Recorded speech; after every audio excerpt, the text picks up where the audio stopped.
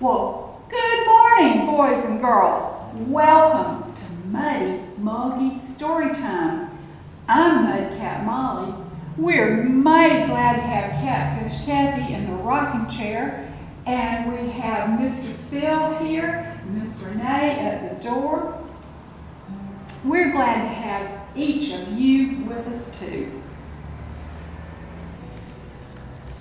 The critters along the river swamp are trying to get back into their routines after all the holiday excitement. And as for Mudcat over there, she can hardly hold on to her hat. She's having a hard time remembering that we've got a brand new calendar that says 2016. We have to write that brand new date on everything. And the library has some brand new books. One of our best new books is called Finding Winnie, the true story of the world's most famous bear by Lindsay Maddock. Has anybody heard of Winnie the Pooh? Well, our new book begins 100 years ago with a soldier named Harry and a boy named Christopher Robin and a very special bear named Winnie.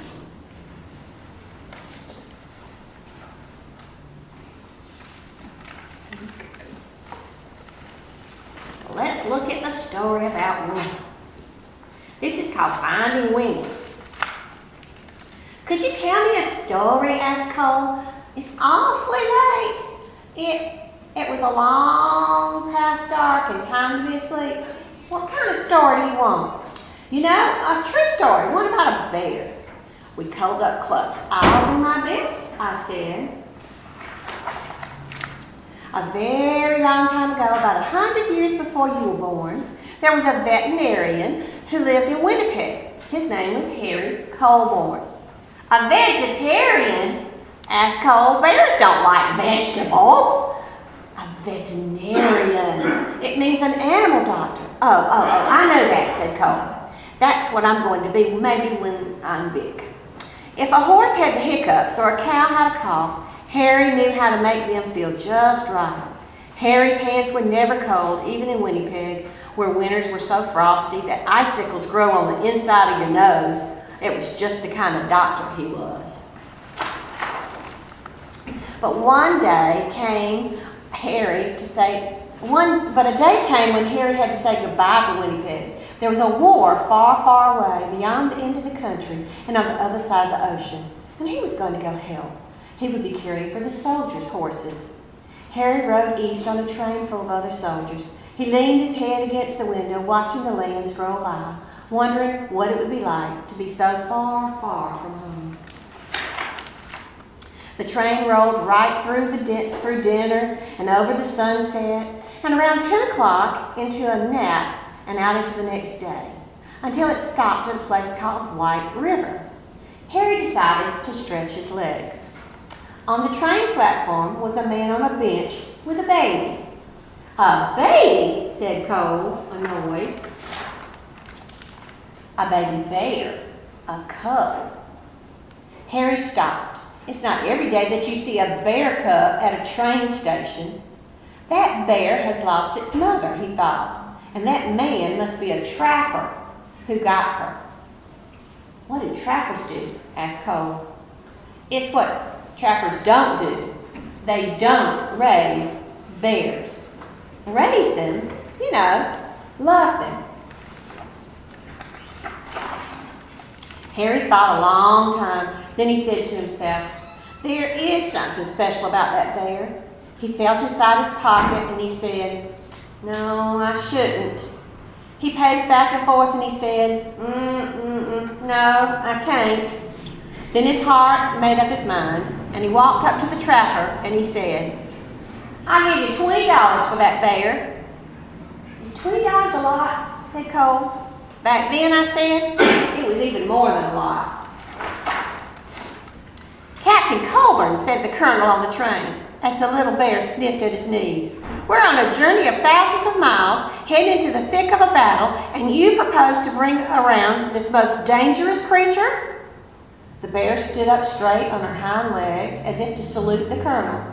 The colonel stopped speaking at once, and then in quite a different voice he said, hello." The men of Harry's regiment squeezed by to have a look. "I've decided to name her Winnie Pooh," Harry told them, "so we'll never be far from home. Winnie for short." They had a very long way to travel, and they had already gone 3 or 4 feet when Winnie grew hungry. "What do bears eat?" the man wondered. "What don't they eat?" said Harry. "Vegetables," Cole reminded me. "Winnie ate vegetables," I said. "She ate everything except onions." They brought her carrots and potatoes and apples and tomatoes and eggs and beans and bread and a tin of fish and some slop in a dish. But Winnie was still hungry. "How about dessert?" said Harry, holding up a bottle of condensed milk. Taking the treat in her paws, Winnie lay on her back and hummed a happy song as she drank, and the men roared with laughter. Winnie was in the army now. Harry taught her to stand up straight and hold her head high and turn this way and that, just so. Soon she was assigned to her own post. Even the colonel agreed that Winnie was a remarkable bear. She might have been the best navigator in the whole army. If you hid something, could she find it? Yep, she could. And if it was further away and further still, she could find it anyway. Remarkable. In the evenings, both of them were too tired to move. When Harry thought about Winnie and the voyage across the ocean, his head said, I shouldn't. His head said, I can't. But his heart made up his mind. Nobody had ever tried to float so many people and animals across the Atlantic Ocean before. 30 ships sailed together carrying about 36,000 men and about 7,500 horses and about one bear named Winnie. Harry drove all the way to the big city. Here we go, said Harry, the London Zoo. Harry took a deep breath. Winnie, this is going to be your home for a while, he said. She tilted her head. We're shipping out to France, he explained. I have to take care of the horses at the front. She rested her big head against him. I know you want to come, but it's not safe for you. Winnie's head bowed. Harry's hands were warm as sunshine as usual. There's something you must always remember, Harry said. It's the most important thing, really. Even if we're apart, I'll always love you. You'll always be my bear. Is that the end? Asked Cole. That's the end of Harry and Winnie's story, I said. But I don't want it to be over, said Cole. Sometimes, I said, you have to let one story end so that the next one can begin. How do you know when that will happen? You don't, I said, which is why you should always carry on.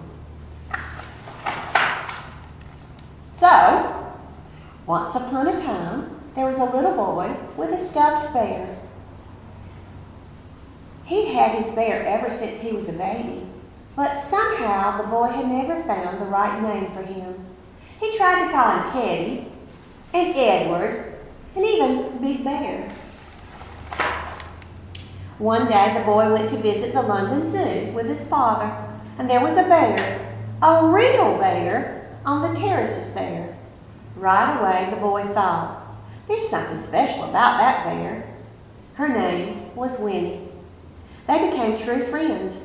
The boy was allowed to come right inside her enclosure to play. Once the boy had found Winnie, he knew just what to call his stuffed bear. He named him Winnie the Pooh. And the boy was called Cole, said Cole. But his name was Christopher Robin Mill. Christopher Robin would visit Winnie at the zoo, and then he would take his stuffed animal on all sorts of adventures in the woods behind his home. His father, Alan Alexander Mill, wrote storybooks all about him. Harry's Winnie became Winnie the Pooh, and there has never been a more beloved bear. But what about Harry? Cole asked. Well, when Harry visited Winnie at the zoo, he saw how happy she was.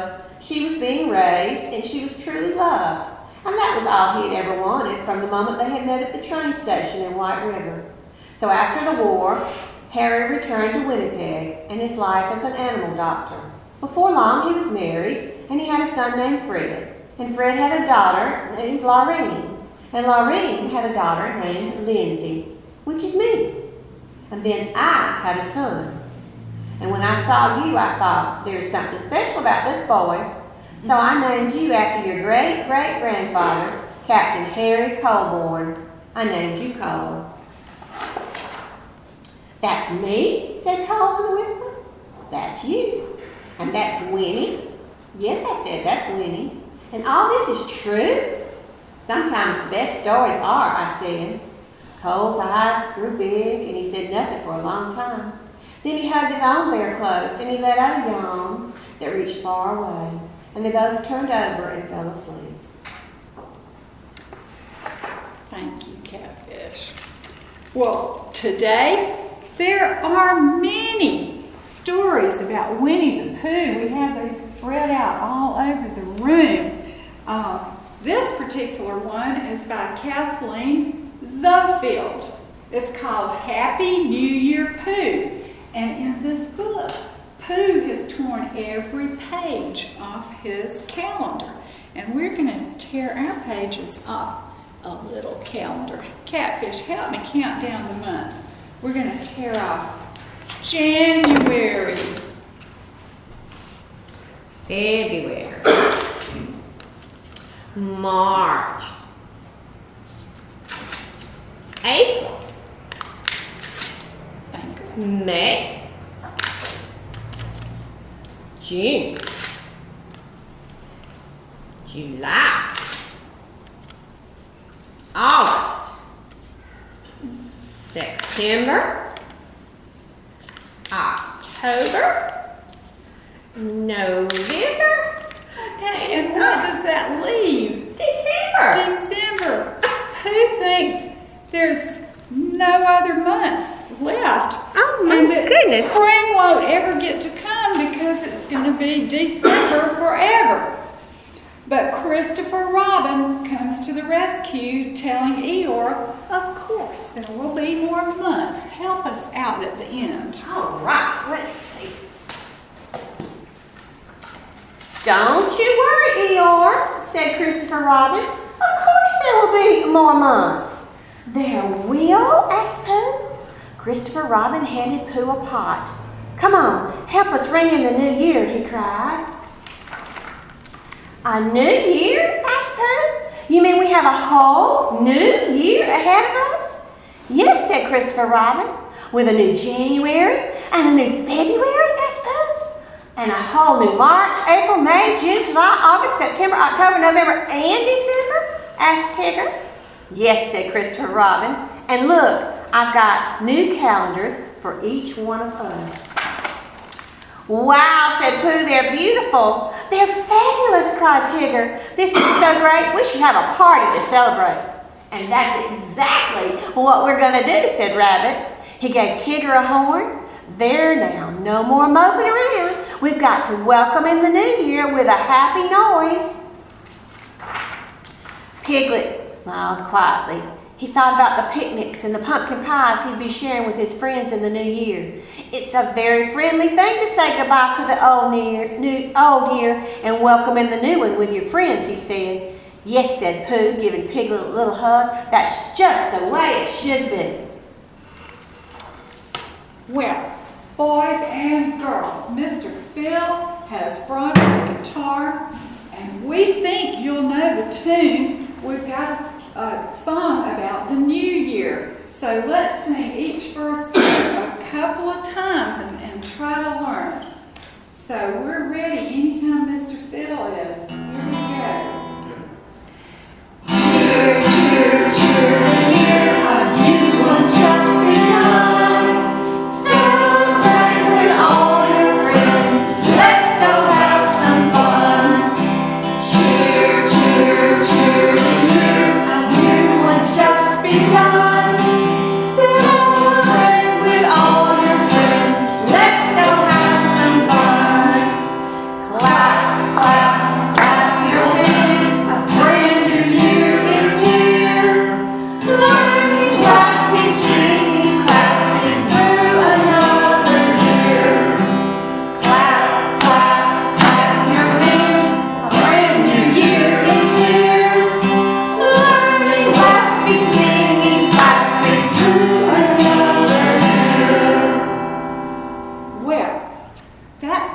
off on a rousing note for the new year. Good job. Thanks, Mr. Phil, and thanks, Catfish Kathy, and thank you, boys and girls, for helping us sing along. Well, let's look in on Ricky Raccoon and his friend Al. This puppet show is based on Little Bear's New Year Party by Janice Bruceline.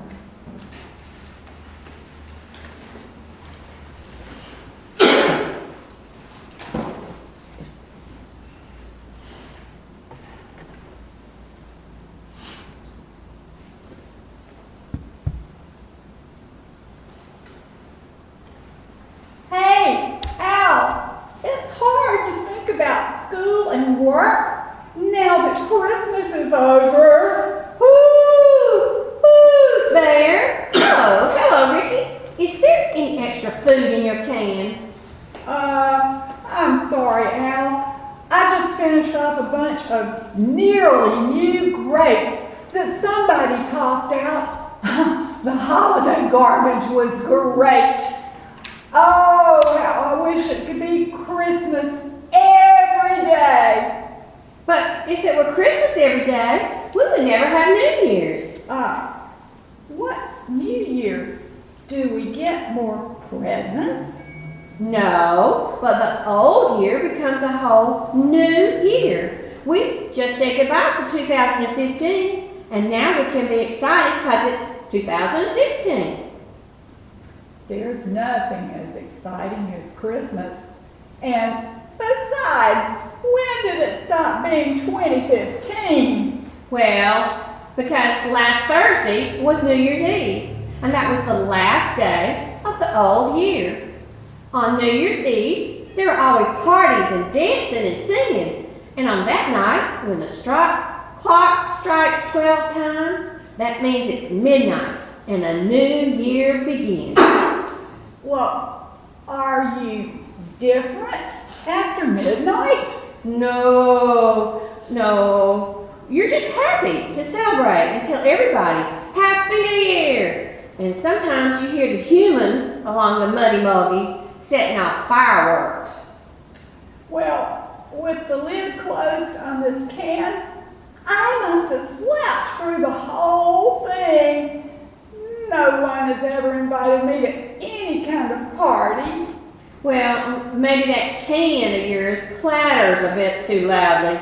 Although making a racket can be rather festive. Ricky? What if I have a party at my treehouse and I invite Squirrel and Duck and Fox and Frog and you? Oh, Al, that would be awesome! And we could pretend it's still New Year's Eve. That night sounds almost as fun as Christmas, but I missed it. Oh, Ricky, you sound better already. Well, tonight I'll be putting in the tree with the largest hollow. I'll fly off now, but I'll invite Squirrel and Duck and Fox and Frog on my way home. Oh, boy. Maybe I can welcome the new year after all.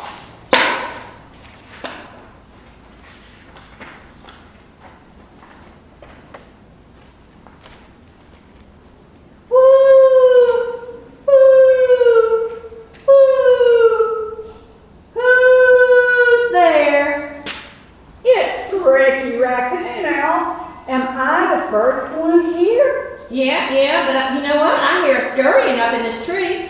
Hey, it's Squirrel.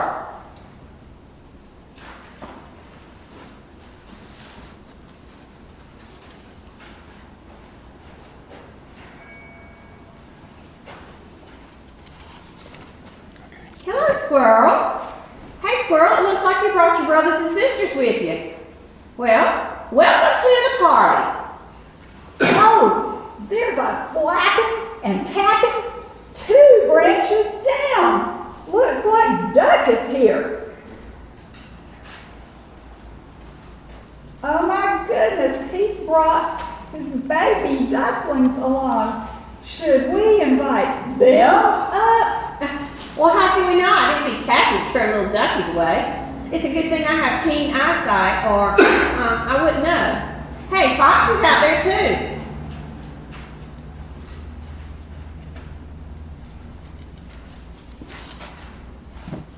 goodness, he has a skulk of foxes with him. I guess they'll have to join the party too. Hey, and here comes Frog. Good grief, he's brought a whole army out of the pond. I may have to dig more potato chips out of this can. Woo-hoo-hoo! My branches may be sagging from the weight of this crowd, but it turns out none of these critters has ever even been to a New Year's celebration. Well, thanks for perking up this whole bank of Mulgee, Al. It's time for party hats and some drum rolls from my can. The clock says it's close to midnight. Hey, boys and girls, let's all help with the countdown. 10, 9, 8, 7, 6, 5, 4, 3, 2, 1. Happy New Year, Al! Happy New Year, Mickey! And to whoever else is out there in the river woods. Happy New Year! Woo! We need to celebrate each new day. The end. Well, boys and girls, you can visit Miss Renee right here at the library for a party hat to take home and a New Year's bear to color.